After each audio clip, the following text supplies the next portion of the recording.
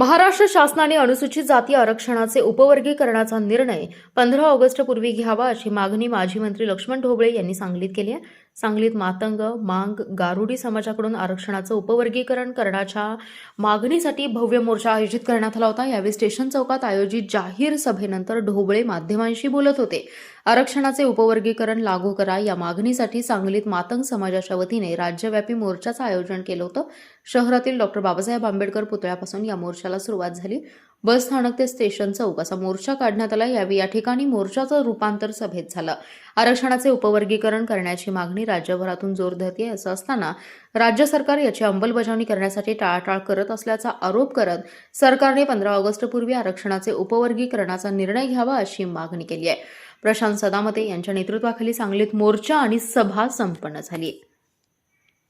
250 kilometre पुण्यावरून आलो, परंतु आज हा जो मेळावा संपन्न होतोय त्याबद्दल काय सांगाल? काही नेते काय परिस्थिती आता मातंग समाजाची आणि ओला समाजाची? आपल्या समाजाचा नामचा दुर्दैव आहे.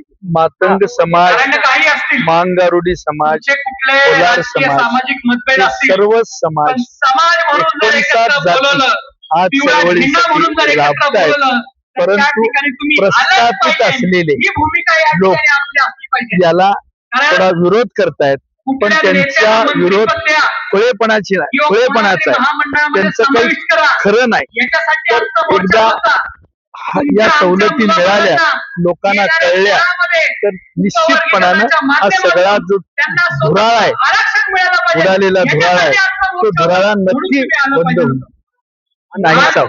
अण्णासाहेब आंबेडकर सातत्याने अनेक मुद्दे सांगितले मी, सगळे समाज मुद्दे आहे. त्यांची सवय आहे, जुनी सवय आहे, आणि त्या सवयीप्रमाणे ते बरळतात, टीका करत जवळच नाही. त्या ठिकाणी भारतीय जनता मुख्यमंत्र्यांचा कार्यक्रम म्हणावं तसं काही लक्षात येत नेते नाही मंडळी समाजाकडे. तिथं गेले.